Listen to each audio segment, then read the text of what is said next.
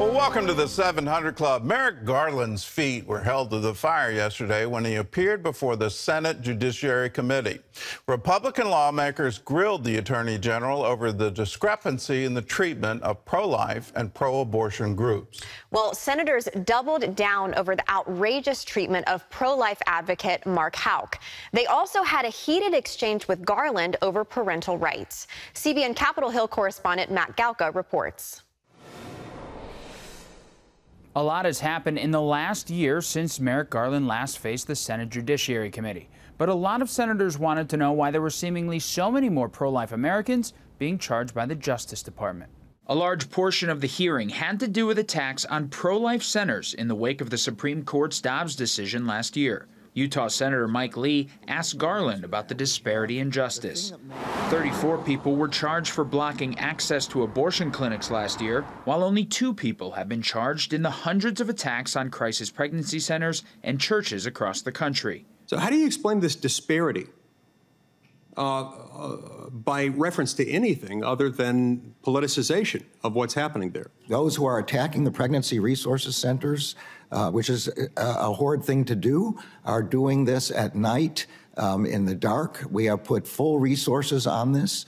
Multiple senators turned up the heat when they asked Garland about Mark Houck. The Catholic pro-life advocate recently beat a federal case after being arrested in an armed FBI raid at his home in Pennsylvania in front of his wife and kids last fall. Why do you send 24 agents in body armor to arrest a sidewalk counselor who happens to be pro-life, but you don't devote resources to prosecute people who are violently firebombing crisis pregnancies? It is a priority of the department to prosecute and investigate and find the people who are doing those firebombings. Are you telling me that in your opinion as Attorney General, it was objectively necessary to use 20 or 30 SWAT-style agents with long guns and ballistic shields for these people? What I'm saying is that decisions about how to go about this were made on the ground by FBI agents. So you're saying you don't know? I'm saying what I just said. Which is that you're abdicating responsibility? I'm not abdicating responsibility. Then give me the answer. Houck tells CBN that he wants to hold the agencies accountable for what happened to him. We need people to know that we were innocent of everything that happened, and that now we want to pursue justice. Another tense exchange happened when Garland answered questions about parental rights. The National School Board Association said these parents ought to be investigated under the Patriot Act as potential domestic terrorists. And you'll notice, Senator, that I said nothing like that. I understand, but that's what the letter said. There was a reference to that in the letter, right. Something I disagree with. And your employees helped them write the letter, didn't they? I don't know anything to suggest that that's true. I think it is true. Garland also faced some tough questions about an FBI memo that went out this year, allegedly targeting traditionalist Catholics. Garland called that memo appalling and said the FBI was not targeting people based on religion. Matt Galka, CBN News.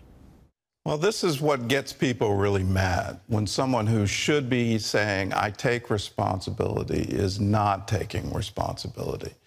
We have a situation where, yes, a huge number of agents came to a residence with long guns, with assault-style weapons and body armor to arrest a pro-life advocate. And he ultimately was found innocent by a jury of his peers.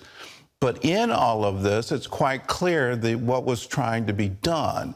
Let us have intimidating tactics so that everyone who is in the pro-life community sees this and says, well, maybe I shouldn't go and pray on the sidewalk. Maybe I shouldn't do these things in the future because I don't want my children threatened. I don't want my home invaded. Mark Houck was represented by an attorney. He had already gone through a state court procedure. He'd been found innocent there, too. The charges had been dismissed.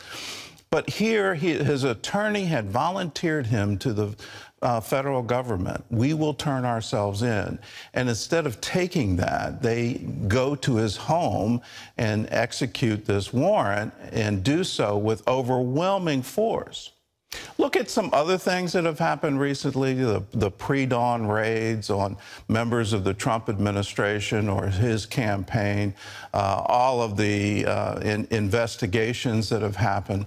It's up to the Attorney General to tell the FBI, don't do that. Don't engage in these horrible tactics. We're not a nation of stormtroopers. We're a nation of laws, and people will obey the law if you just request them to do that. These are peaceful people. When you see these intimidation tactics, it's because the ideology is driving it, and we have to call it out for what it is. He can't shirk responsibility for what his whole group is doing, and he has to take authority and say no more. In other news, parents across the country were outraged at being called terrorists for speaking out about their children's education. Well, now House Republicans are taking action to protect their rights. John Jessup has more from the CBN Newsroom. John? That's right, Gordon. Parents who faced blowback after speaking out at school board meetings joined House Speaker Kevin McCarthy at the Capitol Thursday. They're supporting a new bill that promises to give parents more control over their children's education. CBN's Wendy Griffith reports. One thing we know in this country is education is the great equalizer. And we want the parents to be empowered. House Speaker Kevin McCarthy says the Parents' Bill of Rights Act sits on 5 main pillars: the right to know what's being taught in schools and the reading material, the right to be heard, the right to see school budgets, the right to protect their children's privacy, and the right to be updated on any violent activity at school. We think these are pretty basic things that everybody and every parent should have a right to. Several parents were on hand to remind lawmakers why this legislation is so critical. One mom from Rhode Island was sued by a teachers union for wanting to know what her kindergartner would be learning. I'm still in litigation for almost 2 years with the teachers union. I still don't have my answers. But what I do know is that my school district and my teachers union didn't want to just hide the curriculum from me. They wanted to ruin my life just for asking for it. And I don't want that to happen to any other parent in America. They sued you for asking what's being taught to your child. I mean, we wouldn't think we'd have to do this bill, but you are the exact reason why we have the Parents' Bill of Rights. On CBN's Faith Nation, Tony Perkins of the Family Research Council raised the question of how the Democrats will respond. It's going to be very interesting to see what the other side of the aisle does with this measure that simply empowers parents, creates transparency in education, making sure that the parents who pay for the schools have an understanding of what their children are being taught and have a voice in the process. As parents, it is our primary duty to protect our children and preserve their innocence. Unfortunately, there is a toxic movement infiltrating our schools that is more interested in pushing a political agenda rather than teaching our students, our children, what the subjects we were taught in school. Congresswoman Julia Letlow, who sponsored the bill, says the pandemic brought to light what's actually being taught in schools, including a curriculum heavy on LGBTQ rights, critical race theory, and other so-called woke indoctrination. And so then we did the right thing, right? We went to our school boards and we voiced our displeasure, but we were turned away, and some of us were even labeled domestic terrorists. That was absolutely not right. And so that was the impetus for this bill. That was it. Thanks to all of you in this room, for the parents for stepping up and saying, no, enough is enough. We also saw things like gender ideology, which is teaching that you can believe that if you believe that you are another sex, that's what you should be affirmed in. And we know as parents that that is not something that's not scientific. It is not, it's not biological. And we need to deal with these problems in the proper way. Critics say the bill would lead to education bans and take books off of classroom shelves. But House Republicans say parents have a right to a seat at the table when it comes to their children's education, and the Parents' Bill of Rights will ensure that. The bill is expected to pass the House, but face strong opposition in the Democratic-controlled Senate. Wendy Griffith, CBN News. Thank you, Wendy. Turning to Israel, where ongoing protests against Prime Minister Benjamin Netanyahu's government are ramping up. Protesters blocked main roads and key junctions around the country in what they dubbed a national day of disruption. This caps weeks of protests against the government's plans to overhaul the legal system and limit powers of Israel's high court. Some protesters claim the proposed reforms could be used to protect Netanyahu from prosecution. At one point, the prime minister was forced to make a national plea for calm. I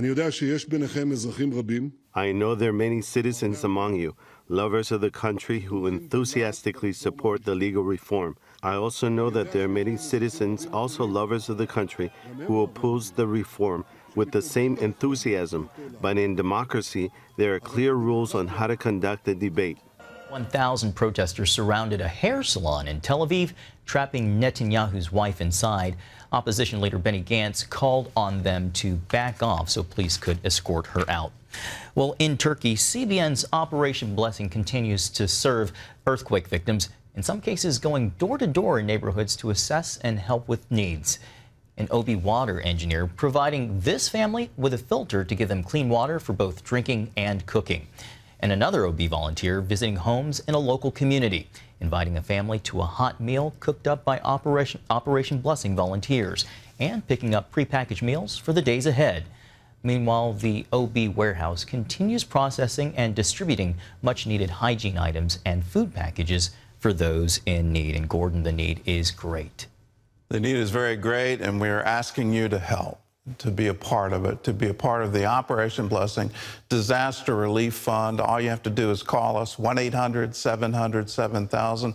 You can also write to the CBN Center, Virginia Beach, Virginia, 23463. Just put Disaster Relief Fund in the memo line of a check, or you can text OBDR to 71777. Either way, do it now and be part of helping these wonderful people in their time of need.